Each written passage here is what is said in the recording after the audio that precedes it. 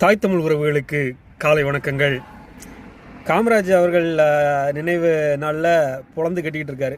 காவாலி கூட்டமாக கருத்தியல் கூட்டமான்னு கேட்டார். நான் இன்னைக்கு காலையில் தான் குரங்கு கூட்டம்னு, சீமான் அண்ணன் காவாலி கூட்டம்னு தெரிவிக்க விட்டார். இதில் அவர் ஒரு முக்கியமான ஒரு ஒரு ஒரு ஒரு கருத்தை சொல்கிறார். அதை மட்டும் நான் இன்னைக்கு தெளிவுபடுத்தலாம் உங்கள்கிட்ட. அதை கொஞ்சம் விரிவாக உங்கள்கிட்ட பேசலான்னு பார்க்குறேன். காமராஜர் அவ்வளோவா படிக்கலை, ஆனால் மக்கள் நலன் மீது அக்கறை கொண்ட ஒரு தலைவனாக எப்படி இருந்தார், அவரோட ஒவ்வொரு செயல்பாடுகள்லையும் சொல்லி எடுத்து வர்றாரு. அதில் என்ன சொல்கிறார் அப்படின்னா, அந்த ஒரு மருத்துவக் கல்லூரி இடம் கொடுக்குற இடத்துல 10 பேர் கைரேகை வச்சுருந்த இடத்துல இவன் வீட்டில் இன்னும் கல்வி போய் சேரலை, இவன் மகனுக்கு தான் படிப்பு போய் சேரணும்னு கொடுக்குறாருல, அது என்ன நோக்கத்தில் கொடுக்குறாருன்னு பாருங்கள். இவன்கிட்ட கல்வி போய் சேர்ந்தா இவன்கிட்ட அந்த குடும்பம் செழிக்கும். அதே மாதிரி படித்தவன் அந்த அரசுக்குள்ளே வந்தாலோ இல்லை மக்கள் சேவைக்கு வந்தாலோ இல்லை அரசு மருத்துவராக வந்தாலோ மக்கள் சேவையை செழுமையாக பண்ணுவான். ஒரு கஷ்டப்பட்டுல வீட்டிலேருந்து வெளியே வர்றவன் அடுத்த இன்னும் கஷ்டப்படுறவங்களுக்கு சேவை செய்கிற மனப்பான்மை அப்போ தான் வரும் அப்படின்னு சொல்லி அவர் காமராஜர் கொடுத்துருக்காரு. இந்த மாதிரி கொடுத்துருக்காரு. அப்போது இதுக்கு ஏன் வாழ்க்கையில் ஒரு சின்ன ஒரு சம்பவம் நடந்துச்சு. அதாவது நீங்கள் ஒரு படித்தவன் படிக்காதவெல்லாம் தாண்டி ஒரு மனிதநேயமிக்க தலைவனுக்கு என்ன ஒரு சிந்தனை இருக்கும், அவன் நினச்ச நாட்டை எப்படி மாற்ற முடியும் அப்படிங்கிறதுக்கு ஒரு அடையாளம் காமராஜர்.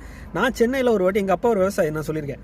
அவர் எங்கள் அப்பாவும் நானும் எனக்கு யூஎஸ் வர்றதுக்கு வீசா இதெல்லாம் ரெடி பண்ணி கொடுத்த ஒரு ஏஜென்சி. அவர் நல்ல படித்த மனிதர். சென்னையில் கீழ்ப்பாக்கத்தில் இருக்க பேர் ஜெயராமன் சொல்லிட்டு.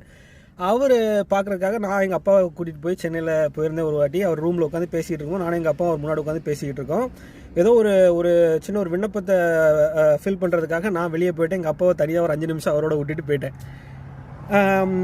எங்கள் அப்பாவும் அவரும் பேசிக்கிட்டு இருந்தாங்க. பேசிக்கிட்டு திருப்பி நான் உள்ளே வரேன். எங்கள் அப்பா வெளியே, அதுக்கப்புறம் எங்கள் அப்பா வெளியே போகிறாரு. நான் அவரோட பேசியிருக்கேன், ஜெயராமன் சாரோட பேசிக்கிட்டு இருக்கேன். அவர் கேட்டார், உங்கள் அப்பா என்ன இது, நீ விவசாயம் பண்ணுறாருன்ற, வயலில் வேலை பார்த்துட்டு இருக்காருன்ற, இவர் என்னன்னா போலண்டில் மருத்துவம் அவர் ஆக்சுவலாக பசங்களை நிறைய காலேஜுக்கெலாம் அனுப்புகிறவர் வெளிநாடுகளில். எங்கள் அப்பா என்னென்ன பேசியிருக்காரு அப்படின்னா, யூரோப்பில் மருத்துவம் எப்படி இருக்குது, சைனாவில் மருத்துவமனையில் ஏன் இங்கேருந்து படிக்க போகிறாங்க, யூஎஸில் எம்எஸ் படிக்கிறதுக்கு உண்டான டெக்னாலஜிஸ் என்ன, இதெல்லாம் எங்கள் அப்பா ஒரு விவசாயி பேசிகிட்டு இருந்திருக்காரு அவரோட. ஏன்ட்ட கேட்குறாரு, எப்படி நீ விவசாயிங்கிற, இவ்வளோ அறிவாக இருக்காரு, உங்கள் அப்பா என்ன படிச்சிருக்காரு அப்படின்லாம் என்கிட்ட கேட்டார். அப்போ நீங்கள் பாருங்கள், ஒரு பாமரனுக்கு அறிவை தேடி போகலாம். நீங்கள் ஒரு பாமரன், அவனை உடல் என்ன ட்ரெஸ்ஸு போட்டிருக்கான், என்ன இது, அதெல்லாம் மேட்ரு இல்லை.